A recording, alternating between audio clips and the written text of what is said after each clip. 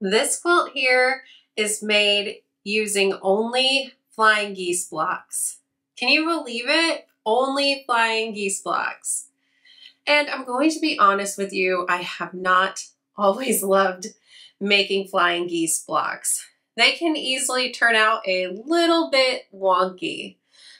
But if you have loved the versatility of a half square triangle block, then definitely don't overlook the flying geese block. It is really just as versatile. And let me share with you my little secret on getting a perfect flying geese block every single time. And it's so simple.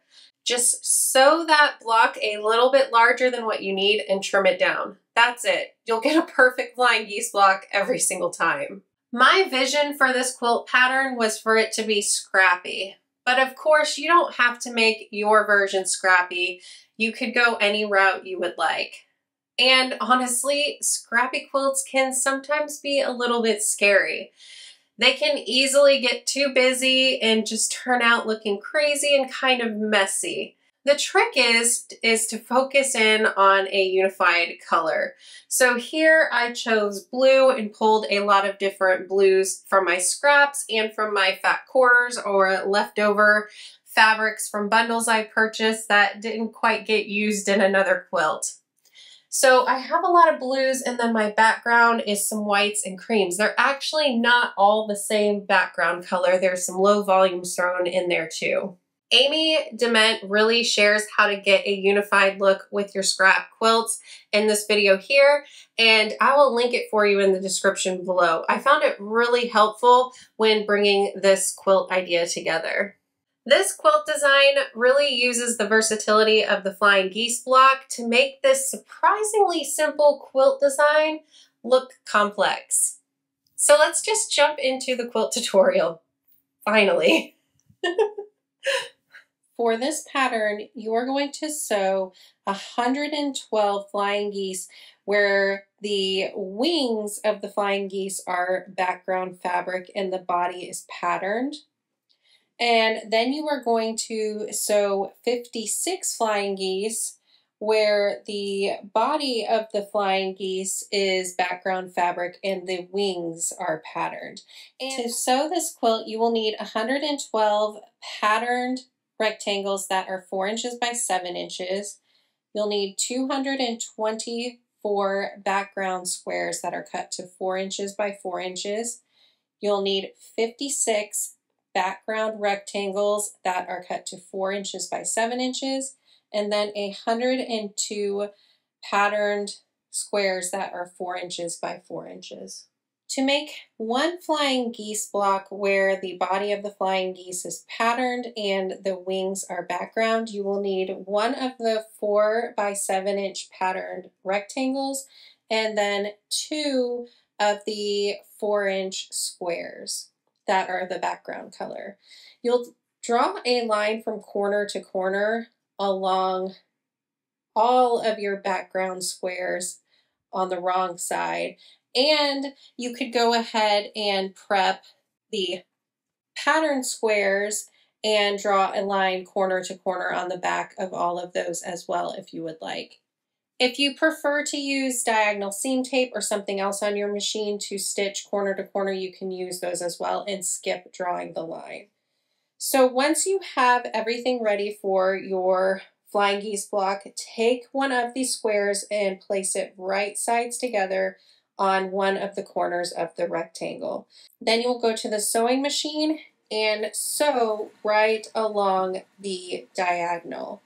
After sewing along the diagonal, I like to press where the stitches are just to make sure it's nice and flat. And then you're going to trim 1/4 inch away from those stitched lines.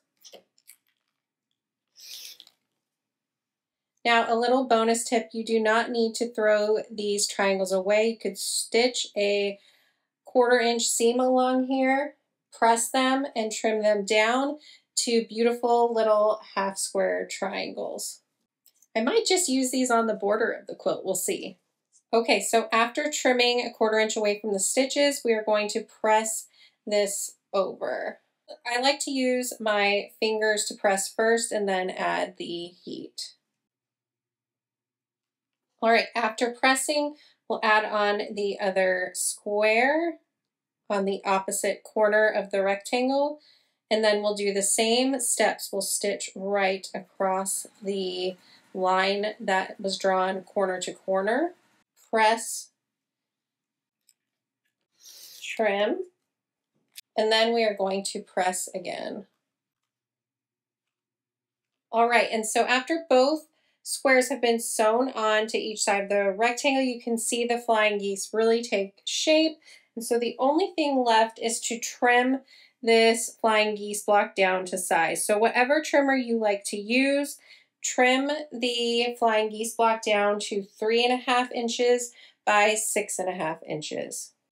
Trim one side, trim, trim, and trim. All right, so there you go. Those are the first type of flying geese blocks that we are going to make for this quilt, where the body of the flying geese is patterned and the wings are background fabric. All right, and so for the other style of flying geese block where the body of the flying geese is background fabric and the wings are patterned, you will need one background rectangle and then 2 patterned squares. And honestly, you're really going to follow the same steps as before. You're just doing it with the fabrics reversed in a way. So instead of the patterned rectangle, we're using a background rectangle, and instead of the background squares, we're using patterned squares.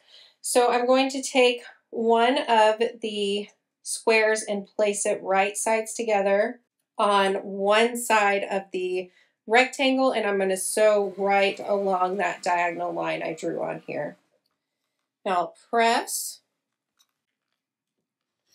trim, and then press again. All right, and then I'm going to follow the same steps with the other side. Place the other square right sides together on the opposite side of the rectangle, and then I will sew right along that diagonal line again. All right, and then I'm going to press, trim,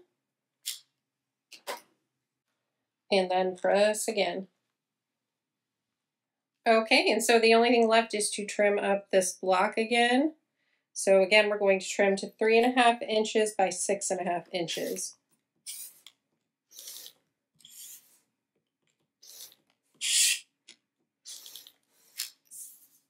Okay, and so there you go. There are the other flying geese blocks that we are making for this quilt.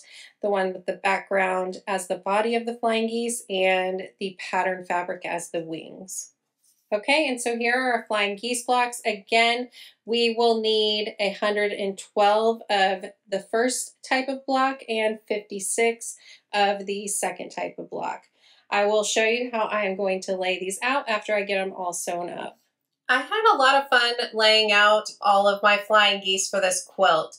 Since I was using all blues, I didn't stress too much, but I did try to make sure none of the same prints were right next to each other, even out how many dark and light blocks were everywhere. But honestly, I just kind of had fun with the layout and put it up on my design wall. The layout of this quilt is surprisingly simple. Look at the columns of the quilt. So in column 1, all of the larger triangle, what I like to call the body of the flying geese, is pointing up. And then in the second row, that body, the larger triangle, is pointing down. And this alternates throughout all of the columns of the quilt. Now the only thing that really changes is in the rows. So you see in this row, the wings on the flying geese are the background fabric and the body is the patterned fabric. And that is the same throughout the row. The geese just changes its orientation from up and down. But then in row 2 here, you see that the wings of the flying geese are the patterned fabric and the body is the background fabric. And all that changes is that it alternates throughout the row. And then in the third row, it goes back to the same style that row 1 is. And then this pattern repeats every 3 rows. So these simple changes with the flying geese blocks and their orientation is what really makes this design works. How fun is that? You can take this simple block, make a few changes, and make a simple layout look really complex. I just think it's so fun, and this is the joy that I find in quilting. Just these simple layout changes that really make a unique quilt. Now, all of this pattern information is available in this video. I gave out all of the cutting information. I gave out all the layout pattern tips and tricks just now. So it's all available here for free. But if you do want a downloadable version of all of this information with kind of graphics and a layout for this quilt, I do have it available on my website for a small cost. So after laying out my quilt and getting a layout that I really loved, I stacked 3 rows at a time on a design board and took it over to my sewing machine and sewed the rows together using a 1/4 inch seam allowance. I pressed all the rows in opposite directions to the row before it so that I could nest all those seams and reduce bulk. After getting all of those rows sewed together, I just then sewed the finished rows together.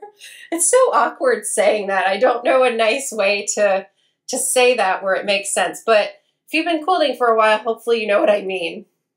After sewing all those finished rows together, that pretty much completed the quilt top as long as I pressed all those seams as well. Now, this is a pattern that I really feel like you could have a lot of fun with the color and the designs of fabric you chose.